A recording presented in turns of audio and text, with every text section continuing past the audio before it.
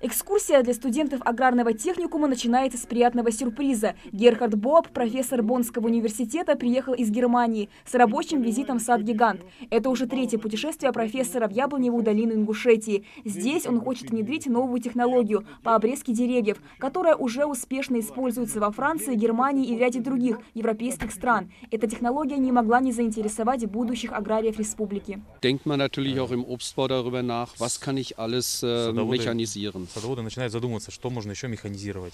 Den Schnitt, auch die Ernte, auch dort finden Entwicklungen statt.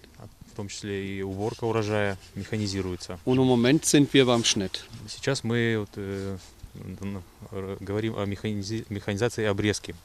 Und beim Schnitt ist es so, dass ein Teil von der Maschine gemacht wird. Часть производит работу машина. Und da, wo die Maschine nicht hinkommt, arbeiten wir weiter mit der Hand. Обрезать, мы дорабатываем вручную. В будущем, уверен Герхард Боап, сад полностью перейдет на германские инновационные технологии. Пообщавшись с профессором, группа студентов направляется в сердце сада – хранилище готовой продукции площадью 1000 гектаров. В течение года здесь хранится около 7 тонн яблок. 250 тонн чего-то Вот это для влажности специально. Сегодня мы на практике много чего узнали. Самое интересное здесь, в этих хранилищах, где хранятся яблоки. После окончания техникума мы надеемся, что мы будем здесь трудоустроены.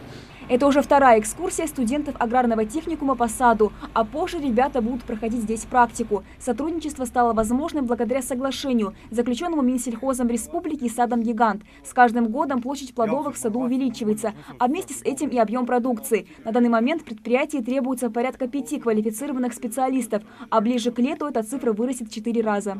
К сожалению, современные образовательные учреждения не имеют базы, не имеют специалистов, не готовят тех агрономов, которые нам нужны.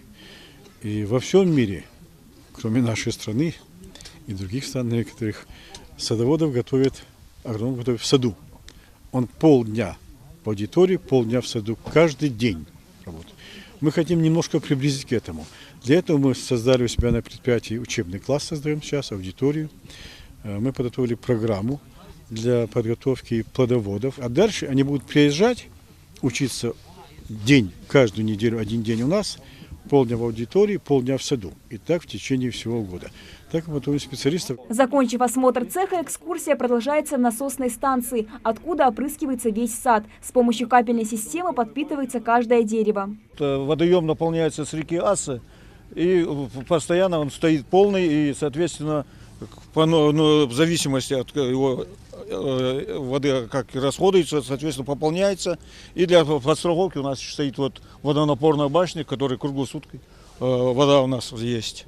Как выращивают и хранят саженцы, чем удобряет почву и какой объем воды поглощают деревья в сутки. Ребятам рассказывают все тонкости работы на предприятии. Эти студенты – будущие первые квалифицированные аграрии, которые пройдут подготовку в регионе. Кстати, сад-гигант не единственное предприятие, где студенты будут проходить практику. Так что у сегодняшних выпускников все шансы на успешное трудоустройство в будущем. Мы планируем и технику студентов, и университеты возить по всем нашим предприятиям, таких как молоко Ингушетии, у нас есть тепличные комплексы, и по ГУПам, по нашим аграрным. Экскурсия продолжилась и на самих полях, где выращивают яблоки. Студентам уже не терпится поскорее приступить к практике, чтобы не только в теории, но и на практике изучить все тонкости будущей профессии. Амина Бокова, Адам Далаков, Новости 24.